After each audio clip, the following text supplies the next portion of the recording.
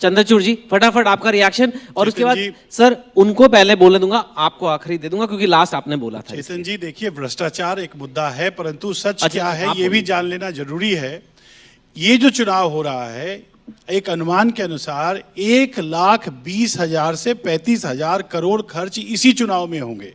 2019 का जो चुनाव हुआ था उसमें लगभग 60,000 करोड़ रुपए के खर्च की अनुमान थी, और ये खर्च राज्य का और सभी जितने प्रत्याशी हैं उनके द्वारा किए गए खर्च को जोड़ लें तो लगभग इतनी राशि होती है।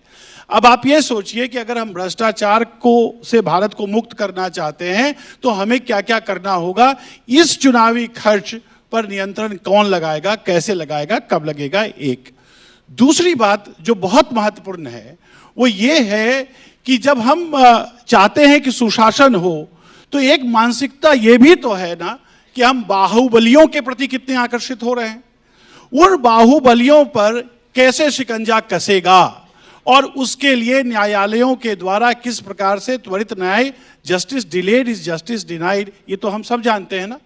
तो वो एक बहुत बड़ा चीज है जिसके लिए जो मुझे लगता है कि पूरे समाज को उसके लिए उत्प्रेरित होना पड़ेगा। और तीसरी और सबसे अंतिम बात मैं कह रहा हूं कि जहां तक भ्रष्टाचार बढ़ा है घटा है ये एक बात है, लेकिन ये भी बहुत जरूरी बात है कि एक सूचकांक में एक बड़े प्रमुख मीडिया हाउस ने ये अभी सर्वे किया, उस सर्वे में यह देखा गया कि अन्य मुद्दे तो चुनावी मुद्दे हैं पर उनकी तुलना में भ्रष्टाचार सबसे नीचे आने वाला मुद्दा है। लगभग 5.5% लोग ने ही भ्रष्टाचार को मुद्दा माना। और वो क्यों है? वो इसलिए है कि ये बहुत महत्वपूर्ण है कि हम ये देखें कि भ्रष्टाचार की बात कर कौन रहा है, भ्रष्टाचार पर प्रश्न उठा क्या रहा, कौन रहा है, क्रेडिबिलिटी कितनी है उनकी और कितनी रही है। इसलिए आई थिंक मुझे लगता है ये सारे प्रश्नों पर विचार करना आवश्यक होगा। तो संजय जी आप पहले बोलना चाहते हैं? ठीक तो है। मुझे लगता है कि जो समाज के अंदर में जनता है, अगर वो भ्रष्टाचार की बात कर रही है तो उसकी क्रेडिबिलिटी पे तो सवाल नहीं उठना चाहिए। जनता तो भ्रष्टाचार की बात तो जनता कर रही है ना, सरकार तो कर ही नहीं रही है। सरकार तो अच्छी अच्छी बातें गिना रही है, उसमें कोई दो राय नहीं। देखिए, सरकार से सवाल ये होता है कि जब 70 साल या 50 साल आप बोलते हो यहाँ दूसरे की सरकार रही, तो हमारे देश पे कर्जा आया 55 लाख करोड़। 10 साल में उन्होंने देश पे कर्जा थोप दिया है 205 लाख करोड़। सोचो 150 करोड़ इन्होंने हमारे ऊपर कर्जा थोप दिया है, और हमारे आपके ऊपर में जो हम लोग यहाँ बैठे हैं 1,40,000 का कर्जा हमारे सर के ऊपर में है जो इन्होंने दिया है। फिर लगाया कहाँ, ये बता दीजिए। जब हमारा कोई विकास ही नहीं हुआ, हमारी लाइफ में कोई परिवर्तन ही नहीं हुआ, हमारी जिंदगी वैसी की वैसी बनी रही, उससे बदतर हो गई। फिर 1,40,000 करोड़ आपने मेरे ऊपर लाद क्यों दिया?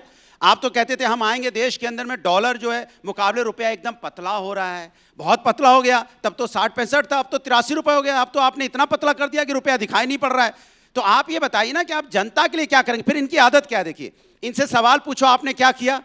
पिछली सरकार में ऐसे नहीं हुआ था, फिर 1970 में हुआ था, 1950 में हुआ था, 1980 में हुआ था, 1990 में चले जाएंगे, 2000 में चले जाएंगे, 2010 में जाएंगे। आपसे सवाल हो रहा है 2014 में इस देश की जनता ने भरपूर बहुमत आपको दिया था। यह सोच के दिया था कि पीछे कुछ गलत हुआ था तो आपको आके लाके बैठाया था। यह सोच के नहीं बैठाया था कि आपको लेके आए तो आप पिछले का रोना रोएंगे और आप कोई काम नहीं करेंगे, खाली पिछला गिनाते रहेंगे। और आपका ध्यान भटकाने के लिए, सिर्फ आपका ध्यान भटकाना चाहते हैं ये, इसलिए मुद्दों पे बात नहीं करेंगे। अब आप जवाब दीजिए। वो कई देर से कह रहे हैं आप जवाब दो। मैंने कहा आप जवाब तो दे दो। मैं सारी बातों का तर्कों के साथ जवाब दूंगा।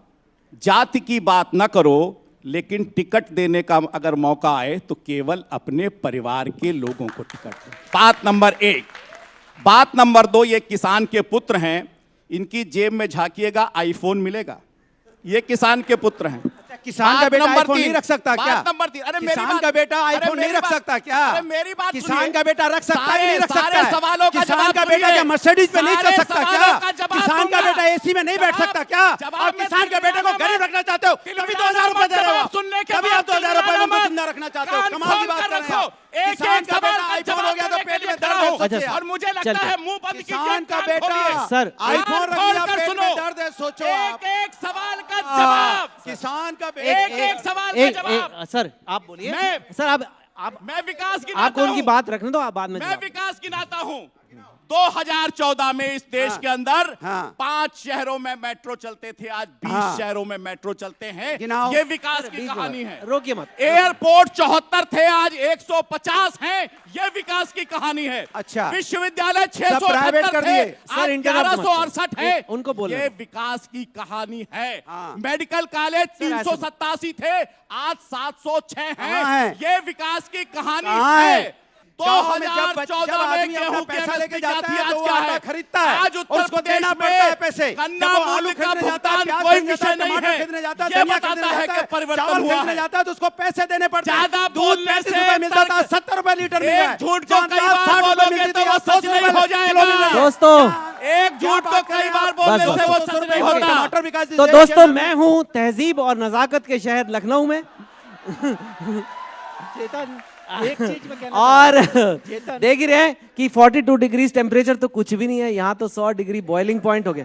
चेतन और हाँ, और मेरे को सिग्नल आ रहा है कि समय की चेतन केवल कमी। एक बात कहना चाहता हूँ। कई बातें तो हम वैसे सर आप बहुत अकेले करना पड़ चाहते गए हैं और I hope you enjoyed the program. Vote भविष्य का विद चेतन भगत। देखते रहिए एबीपी न्यूज।